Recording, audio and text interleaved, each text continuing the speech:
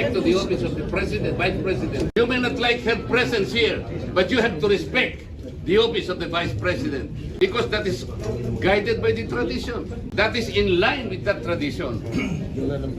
Ngayon po, kung ang tinatanong ko ngayon, are we discarding the tradition? And is this committee authorized to discard a well-kept tradition? So kaya nga, then why are we intending to ask questions na naman at pinatawag nyo na naman kung sino-sino dito? That is why, kung hindi po kayo makakasagot, madam, ang tinanong ko na sa inyo, I am now moving. Oh, may bratinela pa. Saan po kayo nakakita ng gano'n? This did not happen anytime.